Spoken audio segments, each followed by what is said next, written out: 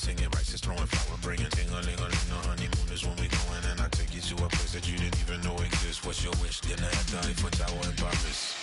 Shot us in the basement party, yeah. Turn into the greatest party, yeah. Never see my baby. Hello, everybody. I'm Larry Ridley. Welcome to the NFL on EA Sports. A pair of tight ends will be on the field today looking to do whatever it takes to give their team an advantage. It's Cook's Packers going up against Rudolph's Vikings.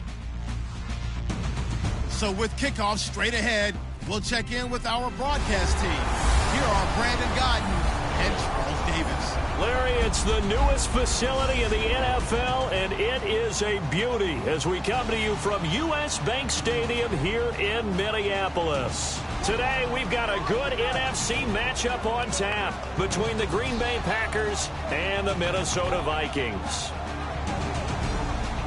Hi again, everybody. Alongside my partner, Charles Davis, I'm Brandon Gaudin. And, Charles, we saw Larry focus on the tight end matchup in his open. You think it's one to watch, don't you? Definitely one to watch because these guys can create such big plays by all the different things they can do. Line up out wide, in the slot, line up in a normal tight end position, and then who are you going to cover them with? Is it a linebacker, a defensive back? They create mismatches all throughout the game. It's the first weekend of autumn, and the NFL is in full swing as off we go on EA Sports. And he's up across the 25 and down at the 28-yard line. Quarterback Aaron Rodgers will lead this Green Bay Packers offense, and he's hoping that he has a clean pocket. He did not have that against the Vikings at U.S. Bank Stadium. He was sacked 5 times in that game. Yeah, what a tough deal for him and for the Packers because the Vikings really harassed him in and out of the pocket. He said sacked 5 times, ended up fumbling 3 times, although they only lost 1. That really stalled their offense. Had a chance to possibly win the game in the final drive, but was intercepted by Trey Waynes. Absolutely amazing that they were in that spot. They'll come out in the pistol. Now the first carry here for Todd Gurley. Just a yard on the pickup there, and it'll bring up a 2nd and 9. And a wide receiver to watch in this offense, certainly Jordy Nelson. And most defenses watch him run past them. Jordy Nelson can run every route in the route tree and take it to the house.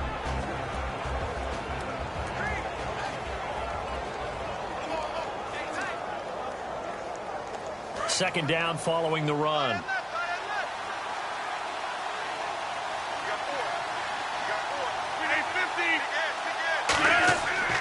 Again they run with Gurley.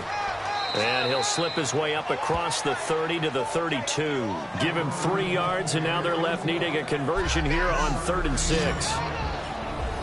Quickly now a look at the defensive starters for Minnesota. When I see Sharif Floyd hit the field, I think of all the potential he has, and it's a lot of fun watching that come to the surface.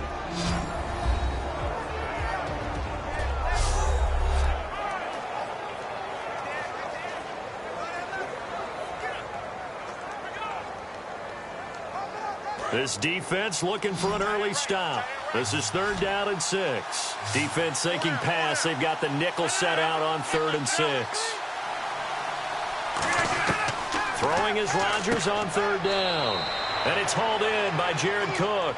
Call it a gain of 7, and it gets him a new set of downs. They gave up the completion there, but this is what zone defenses count on. Catching the ball and not much run after the catch.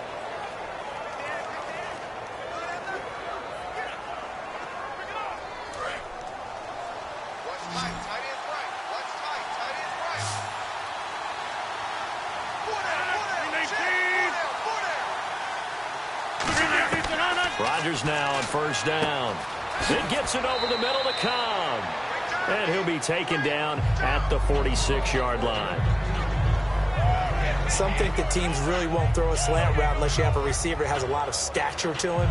But sometimes the little guys, they get lost in there. People can't really locate them, and they run that quick cut on the slant, and oftentimes they can turn it into big plays. So they complete the pass, and now they face a 2nd down.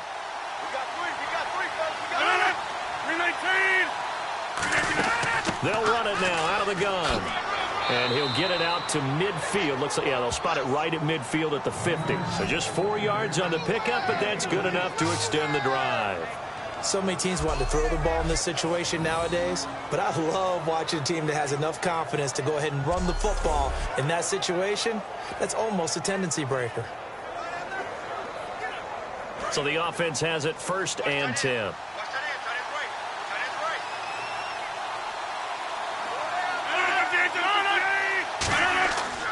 Gurley again here on 1st down.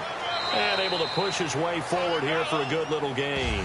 It's a 6-yard pickup, and it gets him to 2nd and 4. Some runs are blocked so well, you almost forget that someone has to carry the ball to gain the yardage. The leverage by the offensive line to create space up front, really well done. 2nd down and 4.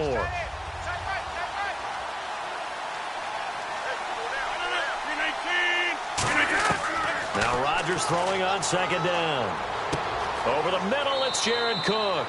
And he's brought down. They call it a gain of 19, and it moves the chains. And there's a completion to the tight end. And look at the size of these players nowadays. At that spot, 6'4", 6'5", and up. A lot of guys used to be basketball players, somehow came back to football. And that's really good for the game of football. You're getting better athleticism, great hand-eye coordination, guys who know how to control their bodies when they run their routes.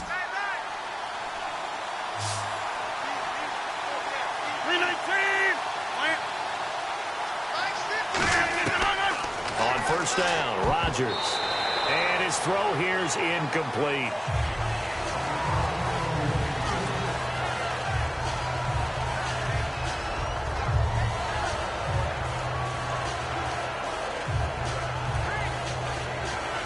So the incomplete pass brings up 2nd down.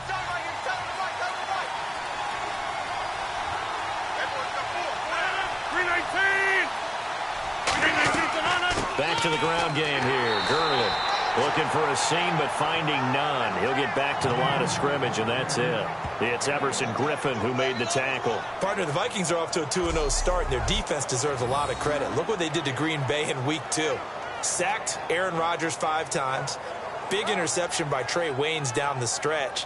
And they actually recovered a fumble that Rodgers had in the pocket. And with all that talk of Bridgewater, Sean Hill, Sam Bradford, defense just going about their business. Mike Zimmer, their head coach, a defensive guy first. And the Vikings with an extra defender in the secondary on 3rd. Playing coverage here. Rodgers now to throw. Looks for Nelson, and it's intercepted. A great read, and it's picked off. And the return will stop them well inside their own 20 at the 15-yard line. This is such a good read defensively. They know that this offense is going to try to get the ball to their playmaker in space. So what do? They crowd him and send bodies at him. And this one winds up being intercepted.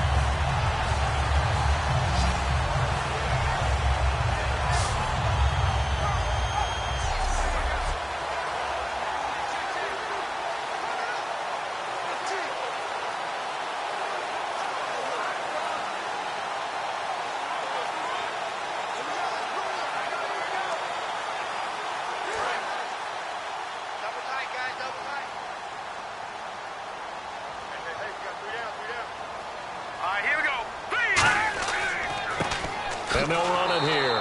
And he'll lose yardage on this one back to the 13. That's going to go as a loss of 2, and it'll be 2nd down.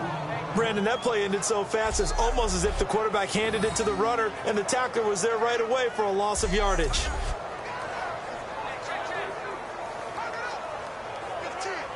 Counting down toward the midway point in quarter 1.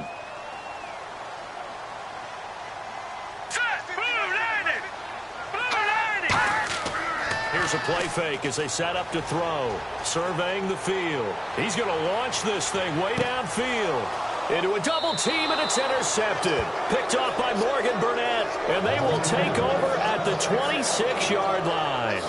That was a really nice interception. I think it illustrates the differences between playing man and playing zone. When you're in man, all you're focused on is the receiver in front of you. But when you're in zone, you're allowed to read the quarterback's eyes and go to the ball. That's exactly what happened on that play. And Green Bay getting ready to go as they take the field. Looked like they had something going last drive. Then the interception happened. Will they recover? The memory they need to keep with them is that they did have something going. They were moving the ball on offense, had a nice sequence going. Don't worry about the other part. You can't get that back. Let's go back to what you were doing well before. I thought you were going to say they need to have no memory, but remember the good part, forget the bad. I like that even better.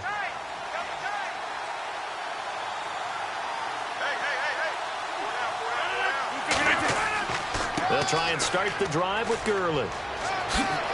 And they're going to get this one all the way out across the 45. A good pickup there of 20 yards. In scouting parlance, if you really like a player, they ask if you're going to pound the table for him. Well, when Todd Gurley came out of Georgia, I stood on a table and did backflips. Even with the knee injury he suffered his last year there, I thought he was one of the best runners I'd seen come into the game since Adrian Peterson.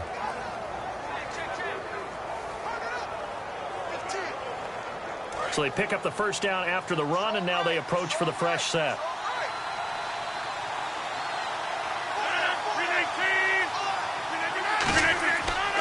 Another carry now for Gurley. And they'll stop him right on the midfield stripe.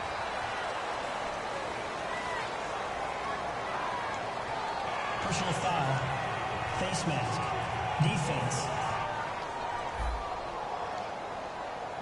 Face mask penalty, and Charles, you were a defender. You know sometimes in the heat of the moment, it's hard to keep your hands away from that face mask. Sometimes you just get out of position as a defender when you're trying to make a tackle, so you end up flailing away, and your hand gets into the wrong spot.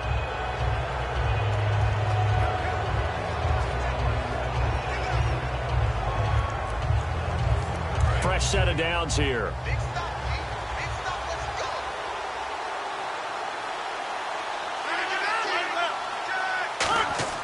Following the penalty, it's Gurley. And he'll get this down to about the 30, 31-yard line. Call it a gain of 4 on first, and that'll make it second down. Not a run that you're going to write home about, but still a good first down run. That's what an offense calls staying on schedule. 3 to 4 yards on first down, you're set up very well for the rest of the drive.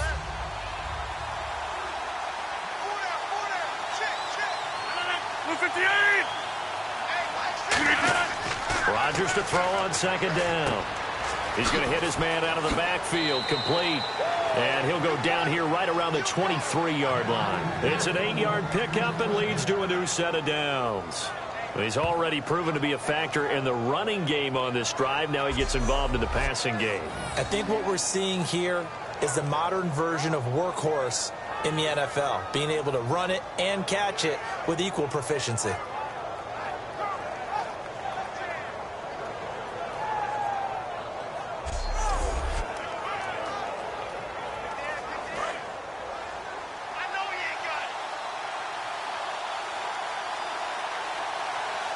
They come out here in the eye.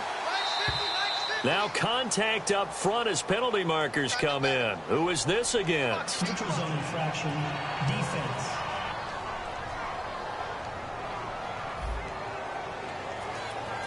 And a neutral zone infraction on the defense. The defense thought they had the timing count on the quarterback's cadence, but they jumped too soon.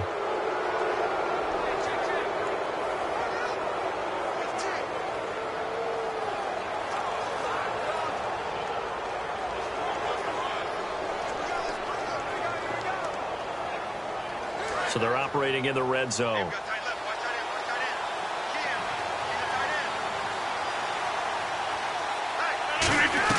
Into the red zone. It's Rodgers. And this is caught on the sideline. But no, they'll say out of bounds. He caught it but was not in bounds. Incomplete. I think he might have been a little bit too focused on turning upfield. He didn't stay in bounds. He caught the ball, but he wanted to catch it and run, get that rack yardage so badly, he forgot to stay in bounds first.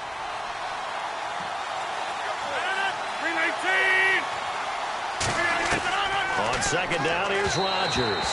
His throw incomplete.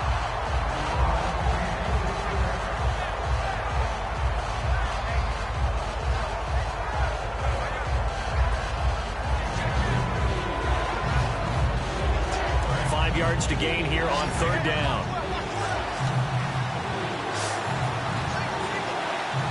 Bryant, the lone receiver, left.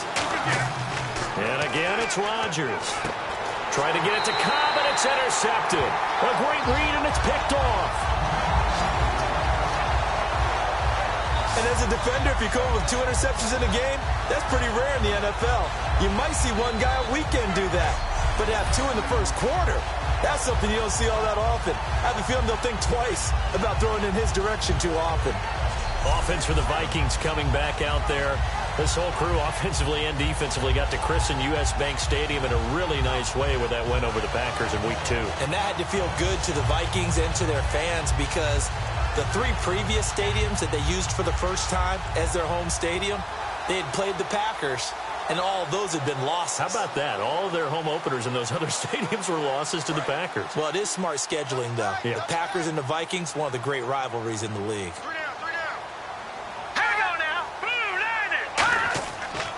Now a handoff looking right, and he'll go down after losing yardage at the 10. It's a loss of 2 there, bringing up 2nd down. And the offense there, the O-line, everybody really on offense, they were just manhandled at the point of attack. Yeah, you could pretty much call them all out, couldn't you? Almost by name, right? That was a very tough sequence for the offensive line. But how about that defensive front creating a new line of scrimmage and creating a lost yardage possibility? And the offense moving in the wrong direction here now as they face a 2nd and 12. 1 receiver left, 3 to the right. Now they'll throw here out of the gun. It's hauled in by Devin Smith. And they're able to bring him down at the 20. That one good for 10 yards. And that's going to bring up a 3rd down. In recent years, the slot receivers really gained stature in the NFL because they can do so many things. Yes, they can line up wide like your normal wide receiver, but to have that kind of courage and toughness to run routes in the middle of the field and become dependable targets for their quarterbacks and move the sticks, those guys are worth their weight in gold. They'll run it now out of the gun. And some room to maneuver. The 40, 20, touchdown, Vikings. A big play there, 79 yards. And the Vikings have taken a first quarter lead. Well, he only needed 2 yards. It was 3rd and 2, but he found a way to make the red seed part. And remember, it's 3rd and 2. In the NFL, that's not automatically a running down. Most of the time, it's a passing play. So in this case, now they're probably loosened up just a little bit, thinking pass. They hit him with the run, and boy, did they hit him big. Is he still going? I mean, Michael, you called the touchdown, right? That did. He's got it, and the Vikings take a 7-0 lead.